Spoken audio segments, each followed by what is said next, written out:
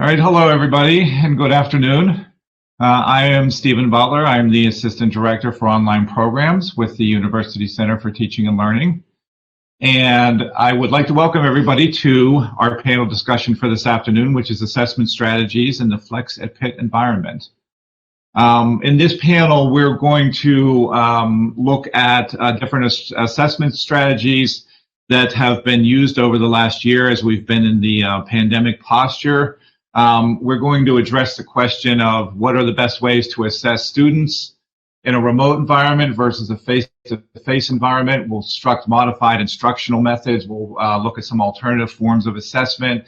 Our panelists will relay their experiences with assessment in the remote environment and help us get a complete picture of the student experience and the faculty experience as we've been implementing the Flex Pitt environment. So I would like to introduce our moderator at this time, Dr. Tanukwa Boulder.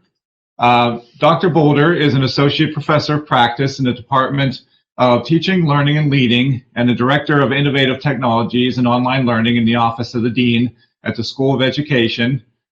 She received her doctorate in instructional systems and workforce development at Mississippi State University, where she has over 10 years experience in higher education with expertise in instructional design, faculty development, project management, innovative technology integration, consultative leadership, and teaching at the college level.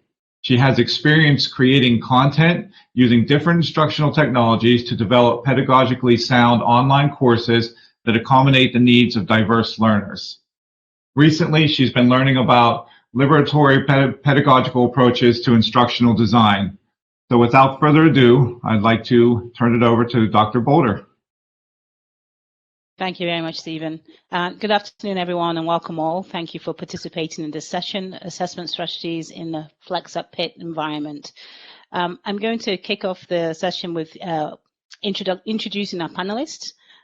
First of all, we have Dr. Judy Zedrick, is currently a professor in the School of Nursing and coordinator of Health Systems Executive Leadership, DMP program in the graduate studies. Her students are from across the United States and are also internationally based. She serves as a coordinator of online programs for the Acute and Tertiary Care Department. Judy obtained her Bachelor of Science degree in nursing from the University of Pittsburgh's School of Nursing in 1979. She began her nursing career in neonatal ICU at McGee Women's Hospital as a staff nurse, educator, and unit manager.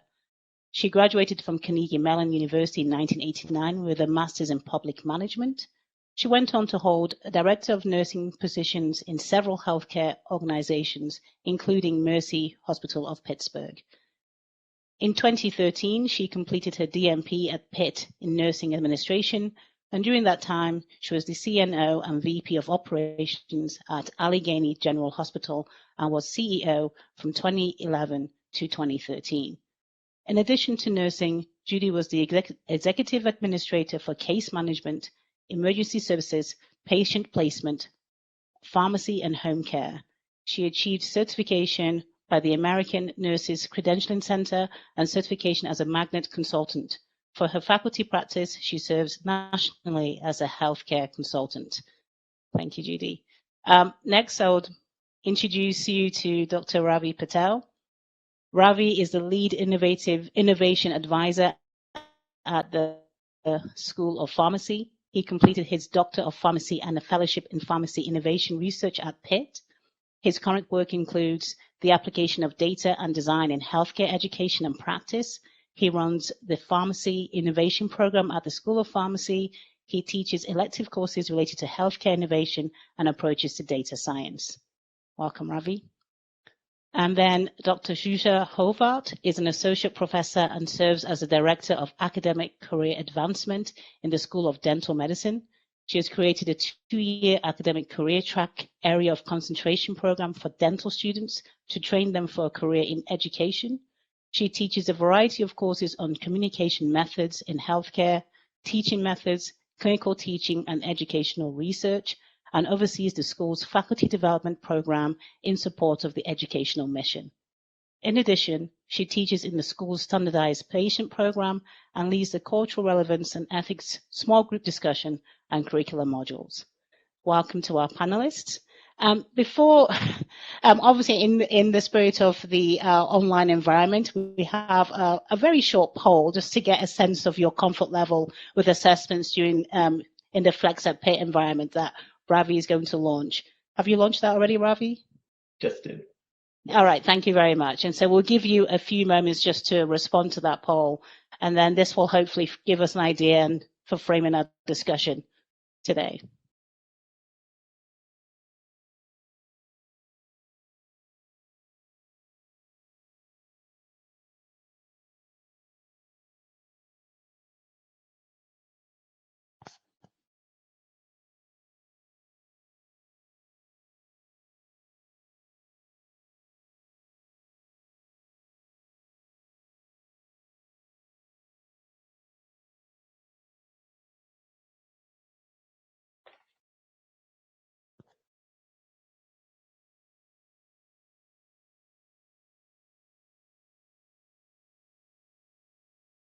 So how are those numbers looking, Ravi?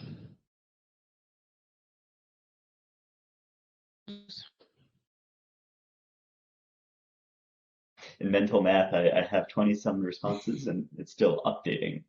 But I'll grab a quick screenshot and see if I can update if it doesn't show results in the chat. No worries. Thank you.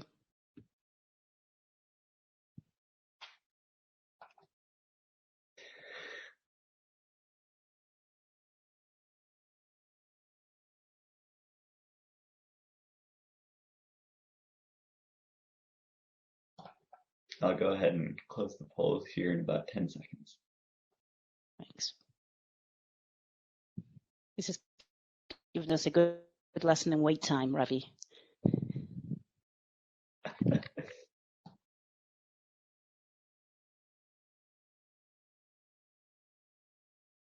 Okay. Oh, I can see the results now. Thank you, Ravi. I can see, so in the range 65%, said in the middle range of that's not bad. It's not like we have fewer people who are not confident. Many people seem fairly confident. Okay, that's great. So that's really good. That's a great way to kind of segue into our introductory discussion. So what we'd like to do now is give the panelists an opportunity to discuss their experiences with assessment strategies in the Flex Pitt environment. As the panelists talk about their experiences, please consider just two critical questions. Please describe your student audience, so who are in your classes.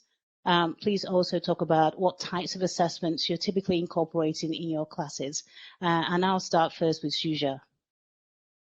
Thank you so much. I'm going to share my screen because I have a short PowerPoint presentation.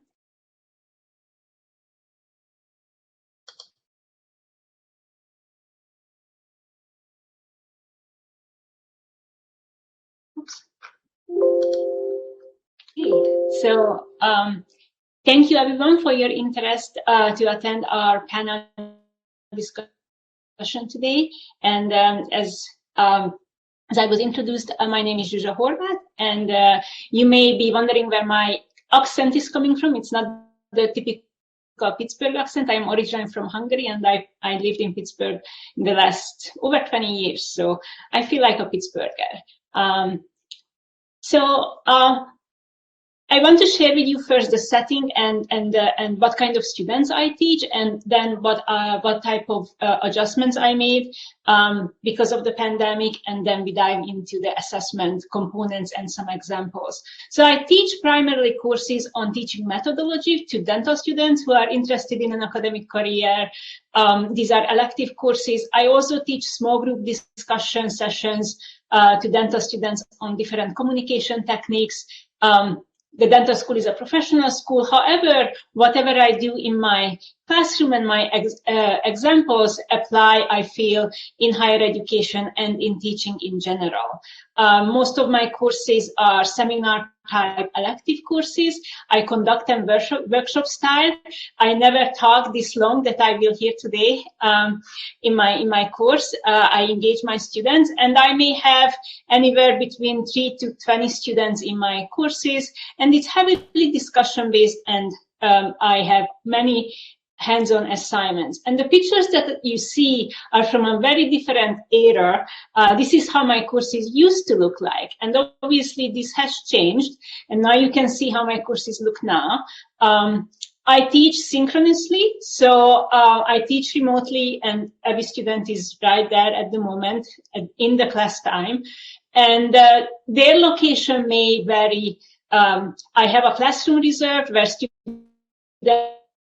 can go if they don't have anywhere else to go. My students are mostly in the school between 2 clinic sessions, so I needed to find a space for them. But many times they may be in the student lounge or at home or in some other parts of the school, even in the clinic. So they may join from anywhere. And so I had to figure out how to translate and adjust the discussion-based activities to the remote environment. The discussions used to be mostly verbal in my class with some note-taking, but I had to think about it to maybe moving some of them to a written format. And to that extent, I use the Zoom tools, the chat feature, the annotate feature, the polling feature, other online tools, and Canvas. So I will summarize for you next how I assess students, how I assess student learning in my courses using these different tools. But the assessment has not really changed from pre-COVID and post-COVID. So I don't have traditional exams in these courses. I use very often classroom assessment techniques, short informal assessments to see where students are in their learning. I also use worksheets. My background is in the humanities. My original training was in the languages. So I always find very helpful to use a scaffolded activity for the students to guide their learning experience. Some of the larger assessment pieces are actually related to experiential learning experiences, and I will show you how I assess students doing their mini teaching simulations. And my students also reflect on their experiences, take it to the metacognitive level. So you can see here on the right side of the slide that I apply the instructional design model, thinking about my assessment, start out with my objectives, and that's how I design the learning activities. And one example that I put here on this slide, that a traditional Word document-based worksheet that I used to just print out and students used to write handwritten notes there, I transferred into a Zoom annotate activity that we can do in the remote setting. I use the written type of engagement and informal assessment with my students versus verbal discussion-based activities, because many times they are not in an environment where they can easily talk. They may have their mask on, or there may be a lot of background noise. So I started to use more verbal activities. And whatever you see on the slides in dark blue, those are the examples that I will walk you through in this short presentation. So just a quick example of a classroom assessment technique. They really take very short time in class, 1 or 2 minutes. I used to do it either verbally or on just a little slip of paper. And now I use the chat feature in Zoom. And the 2 examples that you see on the slides are the activities that I actually used yesterday at the beginning of the class and at the end of the class, kind of see how students, in how much preparation they bring into the class based on the previous week's discussion and the readings, and then where did they end up in their thinking about learning objectives. That was the topic of the session at the end of the class.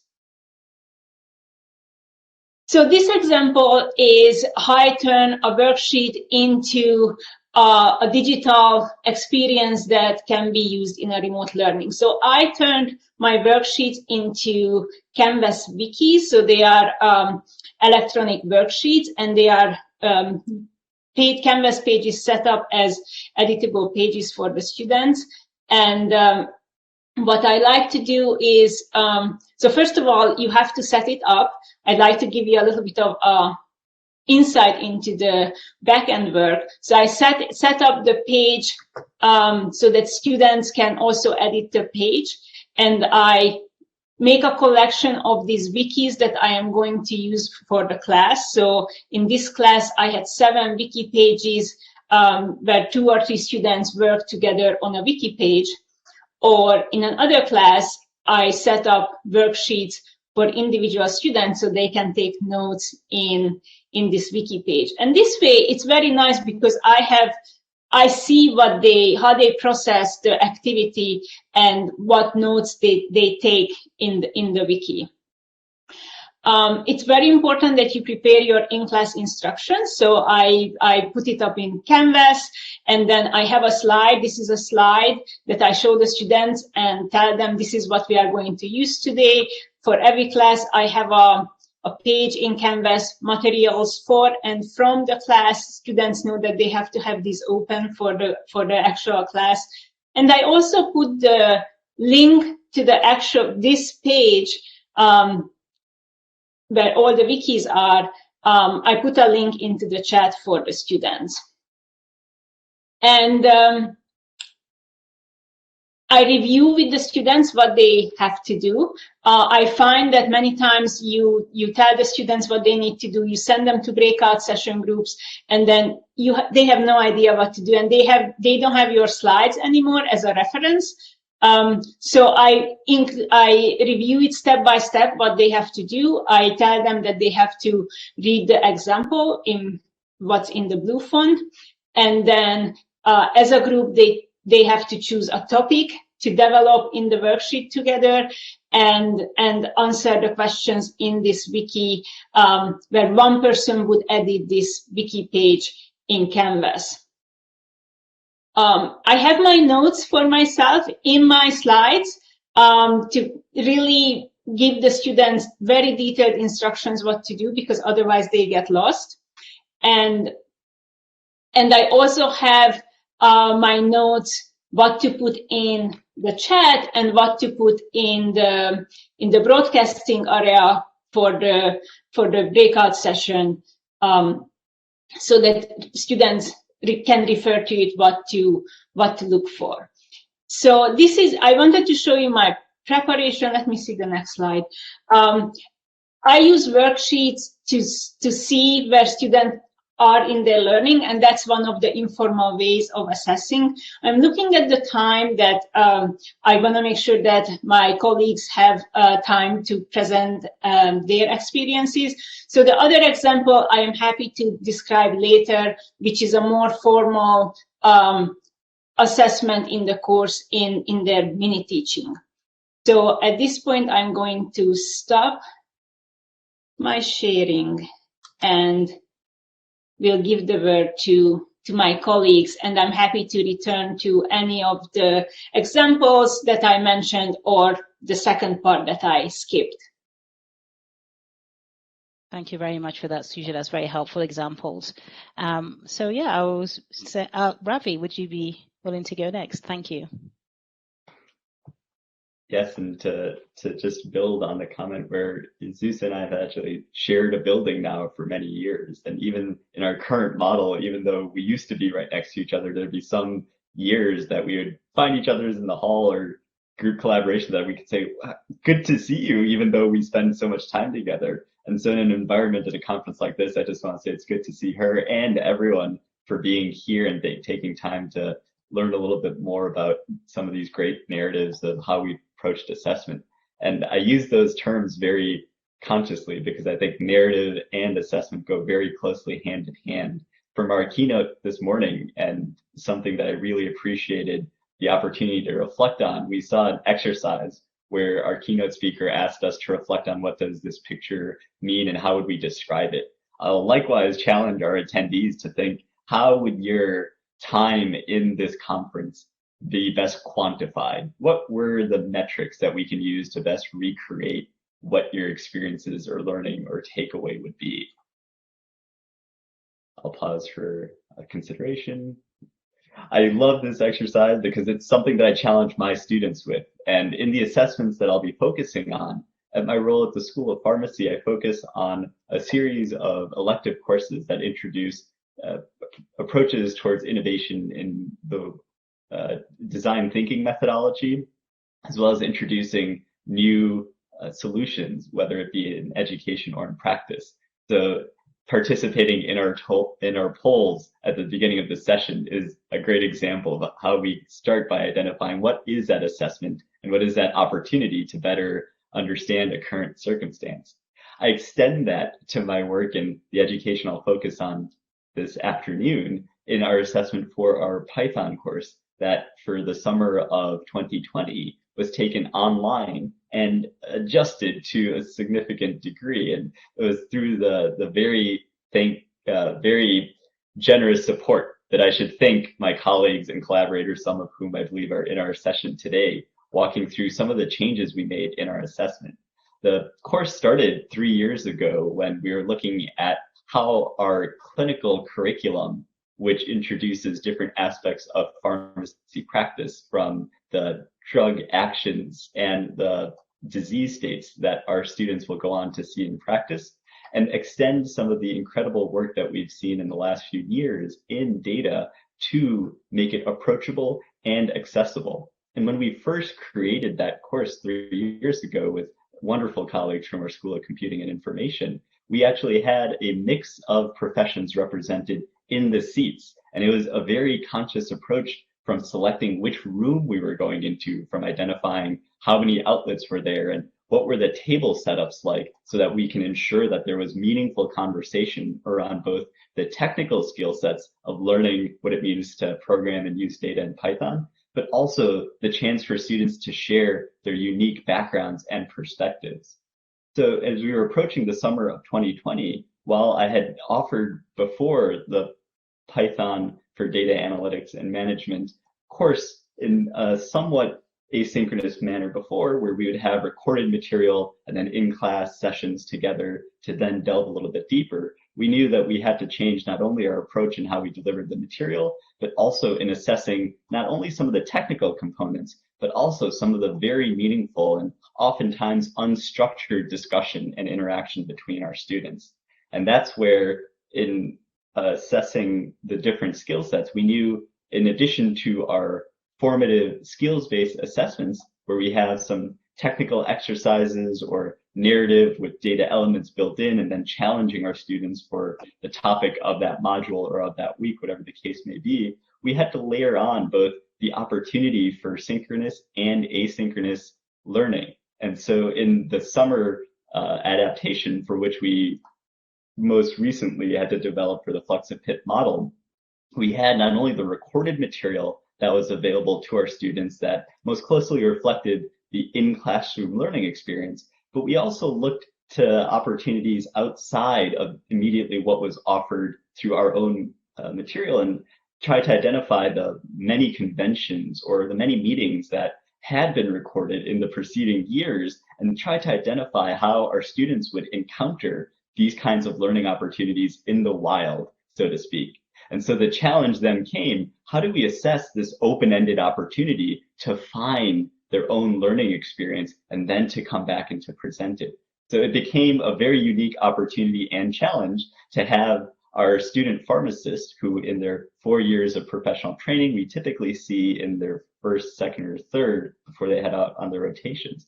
But a unique opportunity that we had in this particular iteration of the course, we had students joining us from the School of Health and Rehab Sciences. So not only did we have a unique baseline of students to begin with, but then building on this open-ended learning opportunity where students had the chance to go out and find their own resources, something that, as many educators and those who support the incredible education, we probably find ourselves doing perhaps more commonly. But to challenge our students who are going to be no longer with us in a learning environment solely for learning, to find and build that skill set was a unique opportunity that we created an assessment around by having them present back to their peers in developing their own area of advanced learning, I would call it, to say not only are they learning these technical skills, but by finding some of this material, whether it was a journal article, a popular science article, or a presentation at something like a conference, PyCon is a common one, that they could then bring back and share to each other, offered the chance to build at least a structured approach to assessing. Did they find a key takeaway? Did they define a motivation appropriately, but also still afforded them the opportunity to personalize their own approach in their education. And in carrying on with some of those points, we had a unique opportunity to leverage the online component of what was typically an unstructured conversation in class of where do you see this fitting in to your educational as well as your professional goals. And so by being able to look at some of the asynchronous and synchronous opportunities, mainly in our office hour discussions, I had a chance to hear from students who were learning some incredible takeaways from their technical development, but also facing this struggle and asking, when am I ever going to use this? Which is an ongoing challenge and opportunity that so many of us face. It was great to then structure as an assessment to say, can you contextualize your skill set, not only in our formative assessments that we have, but can you find a internship application in our clinical rotations for which they might have to apply the criteria for those applications, or even for those job contexts for which they're most interested, and connect the technical skills they're learning to some of the descriptions that are afforded in that particular setting. And the last point of an assessment that I wanted to build in balancing some of this unique personalization that then introduces open-ended challenges of identifying how do we assess a personally identified data set and approach that might not be able to easily standardize. We invited back alumni speakers from our course. So even if they were still students, they had taken what they had learned in our course and were applying it to research or different practice settings. And so by being able to align some of our more traditions to some of these presentations where our students who had become alumni from the course, I could say, do you remember this section? And they would say, yes, and I forgot it and had to relearn it. They got to then highlight that full cycle of sitting in the classroom, applying it, and sometimes having to relearn it in the learning in the wild setting, so to speak, and then having a chance to share that with our current students.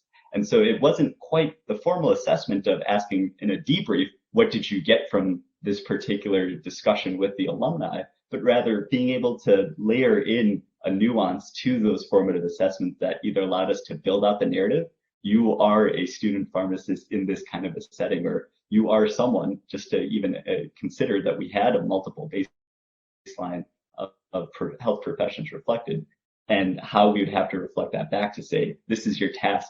Can you then better address your technical skills together? And I'll part by saying that even in the unique challenges and even in our class size, which as we'll hear in just a moment, I was working with perhaps a limited class size and 15 or so learners, there was still a very unique challenge that I had then taken on and leveraged to look towards open education resources and to even further expand how we're engaging the professionals who use these skills that we try to address in practice. I'll look forward to the discussion both from the panelists, but also from our audience. Thank you very much, Ravi. I love this idea of learning in the wild.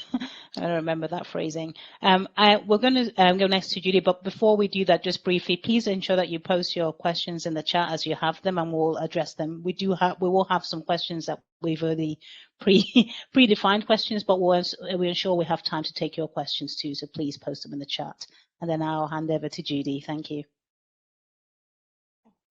Thank you. As you heard from my intro, I spent the majority of my life working in industry. During that time, though, I was either a student or I did work as adjunct faculty. And now during the past 8 years, I have been full-time with the university. But I think with my journey, what I'd like to highlight is that when I was actually a student in the doctoral program, we were putting our first course online. And I actually did that to experience some residency hours. And actually, Lorna was part of that experience with us. And I'm thinking back and comparing from that first experience that I had. And I have to tell you, I wasn't a real lover of online learning. I came traditionally from, the live experiences, and but I was being informed. We have to start looking at different ways to look at teaching, and so I look at those early days, and at that time, two of the biggest changes. My courses are also asynchronous, as you heard. I have students not only internationally, but from practically all 50 states. So we're dealing with a lot of time zone issues. A lot of my students are working full time. So that also, the fact that it is asynchronous is something that's, very attractive to them, and being able to have the educational opportunity while working. The biggest thing that I've seen change is that when I started doing those online classes, we had maybe 8 to 12 students, and the methods of learning, the methods of assessment were a little different. We still had the discussion boards, but we did have a lot of case studies, 3 to 4 page papers, applications, since it is graduate work, and taking time to grade those with the rubrics that were designed. I took effort. Now, as time has gone on, several things that we've seen, rather than just leadership students, now every program within the School of Nursing has decided the courses that I teach, every student should have. So the courses I teach are not necessarily clinical. They're organizational theory and management, and healthcare and leadership development. Now, actually, we apply our examples to experiences in healthcare, but we also apply examples in all of industry. So we went from having 8 to 12 people. Suddenly, I was having 22 to 25, which was still what I considered manageable. But then when the anesthesia students came in, which was 40 more a year, I was up to 60. And then when the pandemic hit and people who were no longer live were going to be online, I've had 98 to 100. So I really have had to change, how I manage these classes, and still make sure that as a graduate student, they're learning about application, not just, testing and those type of things. So I'm still learning. One of the things that I've done, and actually a lot of my ideas have come from my online teaching partners, which I have to recognize and appreciate. One of the things that, and I'll teach most, or I'll share most currently in my current class, I put my students in pods. They're in pods of 8 to 9. That allows them to manage their discussion board question each week. There's a rubric that tells them that they have to get on several times during the week. They have to respond to 2 or 3 of their classmates. It has to be, they have to use citations and references related to what they're posting. And it allows them then to control how they manage their threads of discussion, and they're much more meaningful. So my challenge was, though, okay, then how do I make sure that all these pods are learning from each other? So I do something called lessons learned, and at the end of each module, I take main themes out of each of those, and then I put it into announcements. To give you an example, this week it was in economics, and I asked them to take the 10 essentials of economics and explain how COVID has impacted them. So we took all those, and now we're putting them together in the lessons learned.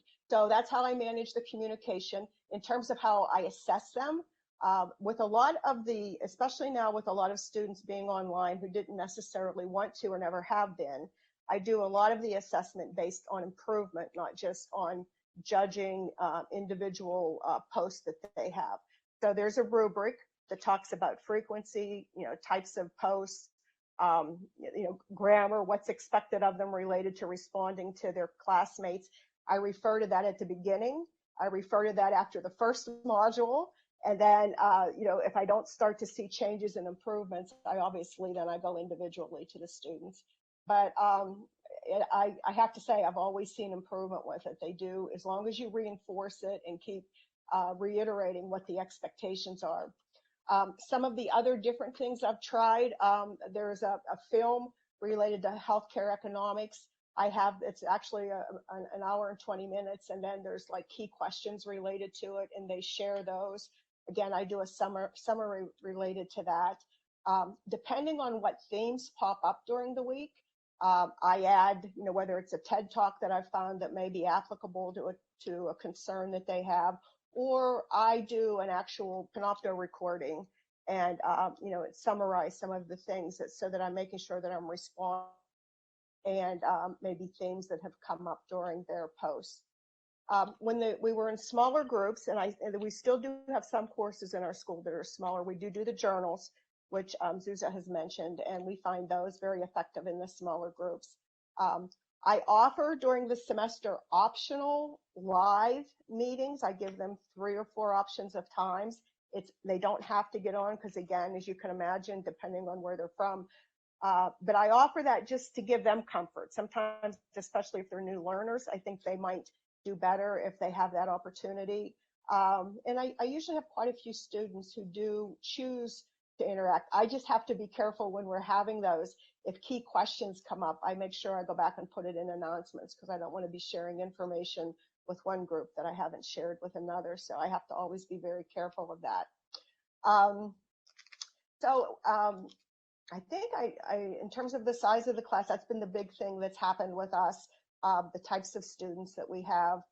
The pandemic, as I said, changed a lot in that we had students who had no interest in online class or ever wanting to take it who had to. So we really had to look differently at how we were addressing that. One other thing I wanted to mention, I'm sorry. The other thing that we've all learned in this time of the pandemic is that we have a lot of Zoom meetings and we have to do a lot of things remotely. And actually, we were starting to see that in the healthcare industry with hospitals being part of systems that are not only within the state, outside the state, internationally, that they had to learn how to communicate and do projects remotely. So this semester, as an example, they have to do a business case for change. They do it within their little group of discussion. There's 9 of them.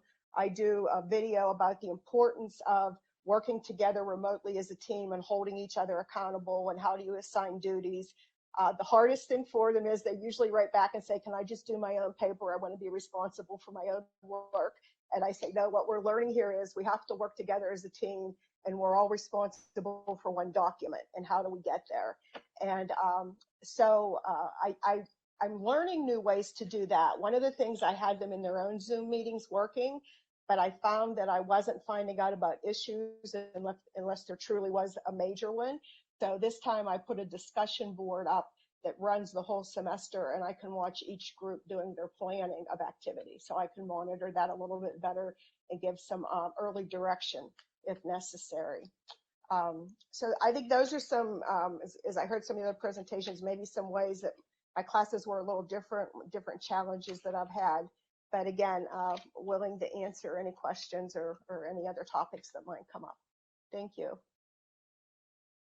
Thank you very much, Judy, and thank you all for the wonderful examples you shared. So as said before, we have a number of questions that we've developed that we're going to ask, and then we'll take questions from the audience as well. Stephen, I see you've popped in. Do you want to say something? No, I was just going to help you with the chat board. I was going to read some of the questions off as they came in, unless you would like to read them. No. Our first question it's a great question. It has to do with how you implement student feedback. So how have students responded to these adjustments you have made in your courses, and how do you continue to use student feedback to inform the way you teach and conduct assessments? I would be happy to start if that's okay. Our students, the elective courses that I teach is an optional program for the students, so it has to fit into the curriculum and it has to fit with their clinical responsibilities. So I always had flexibility built in. And now with the remote learning, students really appreciate this flexibility that the virtual setting allows. It takes longer for them to get in and out of clinic, so that lunch hour time that I have with them, it's even shorter. And because we learn on Zoom, sometimes when they come late or they have to leave to set up for clinic, they just switch to their phone and walk with me in the hallway and they are still in class. So, on both sides, we do what we need to do to make it successful. They actually really like this written engagement. I used a lot of different online tools and they really like it. I miss hearing their voices. I miss the discussion.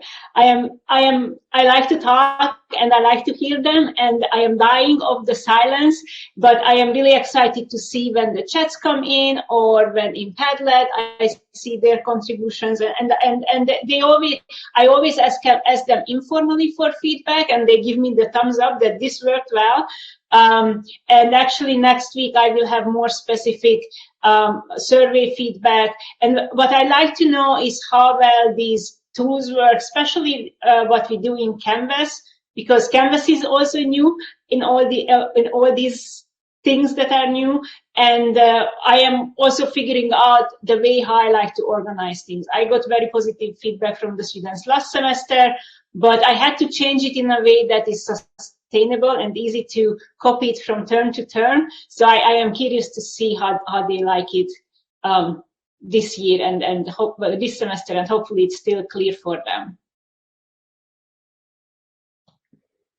Yeah, I might jump on that last comment too to help segue into my approach. In finding what's sustainable, there's an interesting approach when a small company or even a department is trying to find what works if you're solving someone's needs.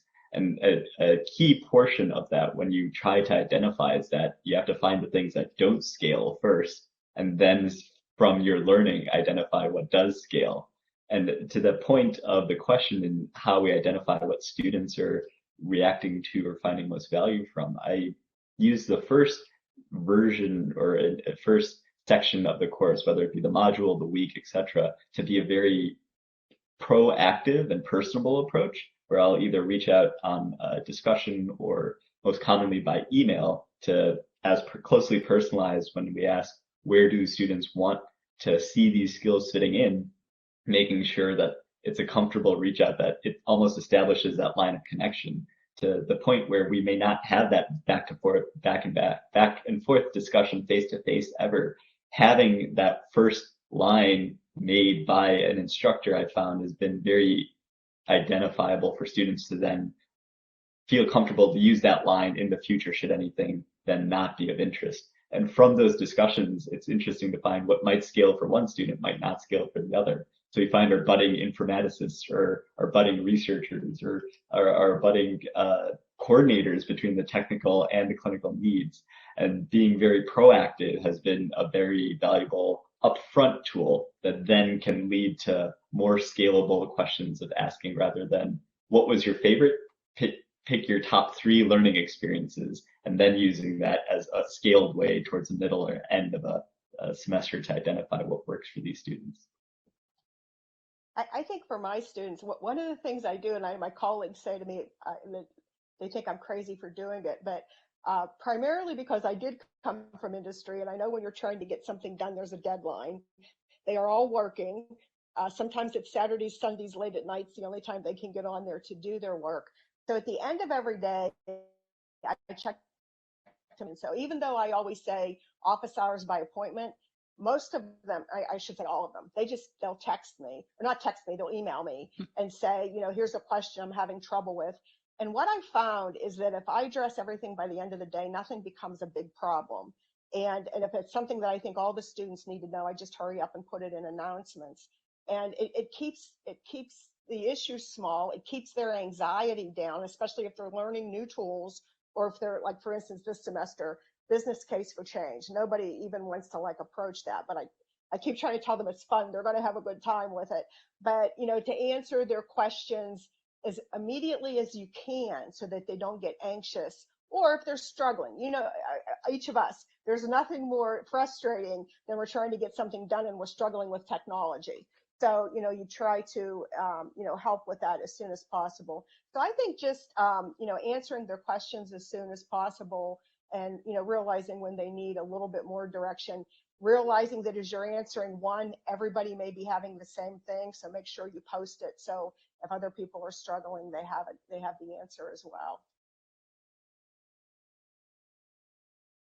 Thank you. Our next question is, many of the interesting assessment methods suggested by the panelists are fitting for courses with less than a few dozen participants.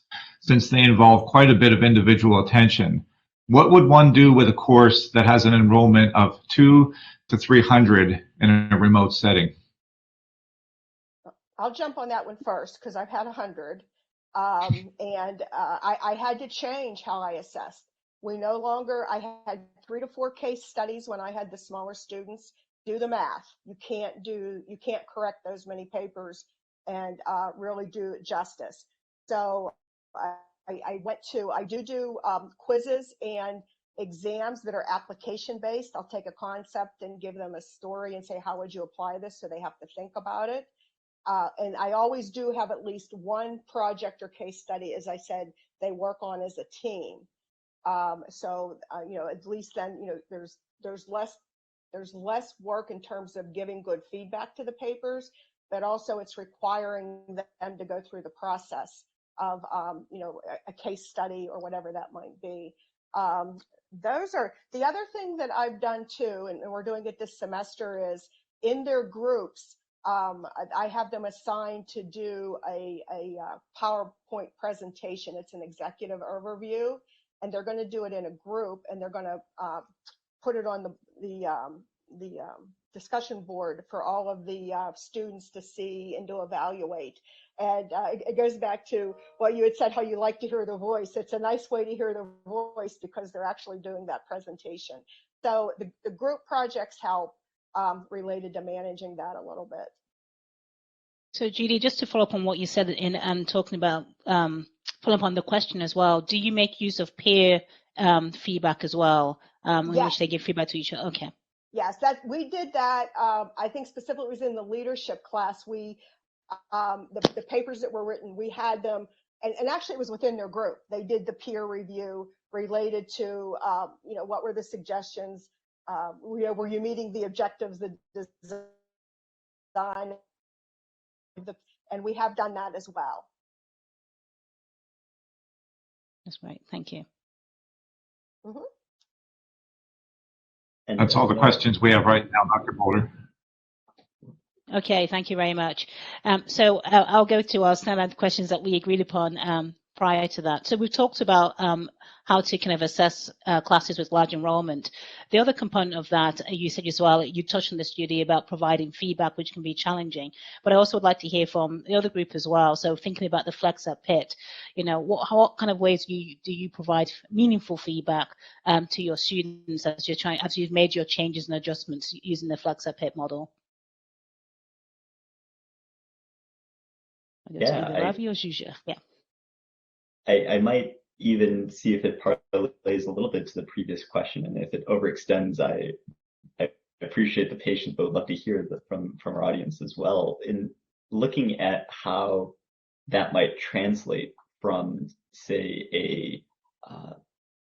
a challenge from an in-person setting to an out-of-person or perhaps asynchronous approach, I've found a lot of value in increasing stakes slowly and appropriately. And a point of comment on that might be, even on a technical platform like Canvas, I have very simple low stake assignments of submitting a PDF in that format if the students had not used that before. And then increasing the stakes to next level, where being able to identify at the level of feedback, perhaps a very structured set of decisions in the assessment. So a multiple choice or a multiple approach, and then very easily generalizing some of that feedback. And then at that next level, as the stakes get higher and things get a little bit more varied, being able to speak to the categories that my feedback falls, whether it be specific to a learning outcome, based on our previous discussion, as you remember from these multiple choice settings, we look for X, Y, Z. I then frame and scaffold the feedback based on those different increasing stakes. So being able to point to what the previous structured outcomes were allows for at least more comfort, both on my end as an assessor, that I'm getting everyone's full range of feedback, but a full range of input on what assessments you're going for. But also it allows a little bit of building in some of those efficiencies to then group where those problem points might be. So to the point of the question, it becomes a very interesting mixed methods approach. What can we quantify in identifying the gaps or challenges for feedback, and what can we start to qualify? Thank I you. can go Is next. anyone else? Yeah, I'd like to actually pull up my slides again, Sure. because I have this addressed. Let's minimize this. So my students do a quick mini teaching simulation, a 5-minute teaching of a clinical skill that used to look like this, what you see in the pictures, and peer feedback and feedback from me is built in. And what I did,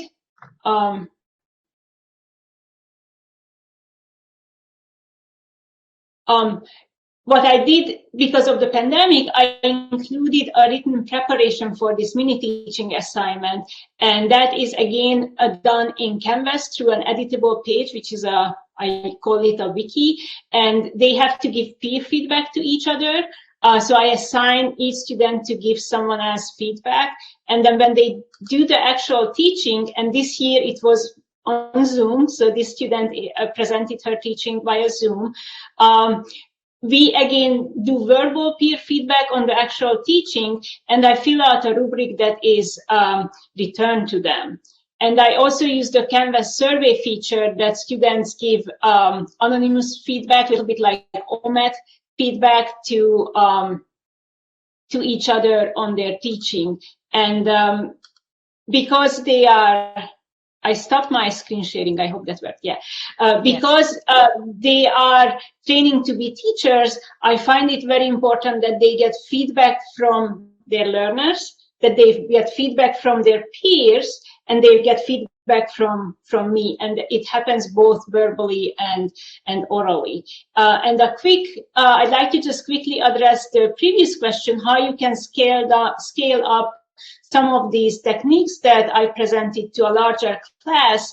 The Canvas wikis, setting up these individual wikis may be tedious for 200, 300 students, but the breakout sessions in Zoom work with just as many students as many you fit in your class. And instead of a wiki, you can still have a Word document uploaded in Canvas that you tell students to have it open, have it ready to go, and that's what you need to work on in the breakout session. And then I like to, because with this many students, you don't want to read 300 worksheets, right? So put them into groups and make one person responsible who uploads it to Canvas for the whole group. They have to put down their name, and so I feel that's very scalable. Also, in the dental school, our larger class size is about 80, 85, and the chat feature works well. And we have used it in that setting. There are probably students, just like in a live class, who are just falling out of their chair to say something, and the same with chat, and you don't have to wait that all 300 say something. So all the informal classroom assessment techniques using the chat feature would work. I feel you just have to really set a time. The polling that Ravi did at the beginning of our session, which is also a feature of Zoom, works very well with larger class sizes. So that would be more close-ended questions, not as open-ended as a chat response, but you can very quickly gauge where the students are in their prior knowledge, what they bring in to the class, or when you want to wrap up and see how they understood what you presented and what you worked with them in the class. At the end, through the poll, you can see where they are and make any clarifications right on the spot. Thank you. Just to jump on the thing with the peer assessment, the other thing that I've done, I told you how they sometimes are very resistant in terms of the group work. I've done 2 types of evaluation that I learned failed. One is at the end, I said, and I had questions on assessing the group work. And I found out too late they had problems. And then the other one was assessing your teammates. And at the end, more so than not, they'll just give everybody an excellent grade. So what I've started to do is I have the assessment on how well the team is working. And I said by the 2nd or 3rd group meeting, if you're having issues, they contact me individually, privately. I don't share anything, but I don't intervene. But because I'm teaching leadership, I will give them hints on how to help the work, how to make the group work better, how to assess, if they're having difficulties. And then obviously if it escalates, then I have to. But that's worked as well too, in terms of during the actual process. Thank you very much. That's really helpful. You've touched on a few things. I know, Ravi, you talked about this notion of contextualized skill sets and encountering opportunities in the wild. And Zsuzsa, you showed us some images about the application base of learning as well, application learning as well, where they're looking at theory and applying that, which is really helpful. And I'm wondering then, as you think about your assessment strategies, have you noticed then a change in the deliverables and the products that students have developed now? Is it been kind of for the good, or have you seen some challenges that you think, oh, now I need to reteach again? So if you can speak to those challenges or experiences.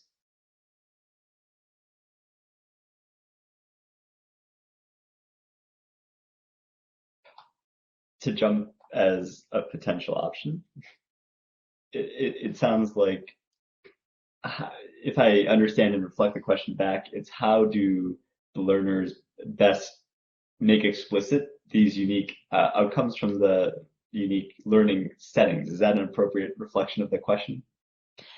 Yeah, I mean, one of the things you talked about was you talked about this advanced learning and the skill sets that students have acquired, and I'm wondering if you've seen, I guess I hate to use the word quality, but maybe an increasing quality in the products and deliverables or whatever it is that you've asked them to produce, or maybe in their learning experiences.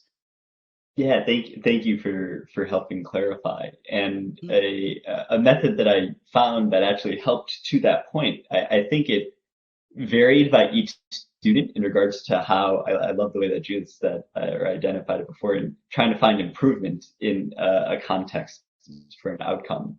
It varies by student, and a takeaway that I took as even for my own setup, I found that the learning experience, when they had to find and contextualize their own work, I added on a component or an optional opportunity to build a portfolio around what these students were trying to create. And if they had to make it externally demonstrable, that added a layer of question of not just the quality of the learning certainly adds that layer, but also the polish of which they had to then explain to others. So it wasn't quite the peer assessment that I think was really well explained here, but offering that chance to students to say, can you take what you've learned and show to not just others, but perhaps a more open resource, the world, as they're applying to these different settings or opportunities and internships? Can they make that a reflection of their learning? I've seen that improve at least how they presented it. That's great, thank you. And any other comments before we move to a final question? Yeah, I can go next, addressing your question. I saw improvement in these mini teaching simulations that I just gave as an example. Having introduced the written scaffolded preparation, which I should have done it because that's a good pedagogical practice, really. And the peer feedback before actually they do the mini teaching really improve their preparation and their performance. Also, I can see it in the verbal feedback that they give to each other, that whoever reviewed someone's plan, they refer to the written plan and how it was executed, and they even shared that they engaged in a hallway discussion about their mini teaching. So it kind of makes it a more rounded experience, and I am really excited, and that will stay here. Of course, whatever is our new reality will be in terms of teaching and the pandemic and the world. Thank you very much. I appreciate that. And it looks like we are at time. Judy, I'm sorry, I don't know if you have any last comments there, but I want to make sure I am mindful of everyone's time. And I want to thank you all for participating. Oh, go ahead, Judy. And I was just going to say, I think in terms of the assessment, the question you asked, how I changed the evaluation of the activity of the group was something I learned along the way how to do. And I think the students benefited from it. I saw better quality of outcome. Thank you very much, Judy. I appreciate that. And thank you all to the audience who participated in this panel discussion, and thank you to the panelists as well. I wish you a wonderful Friday afternoon and a wonderful weekend. Thank you and goodbye.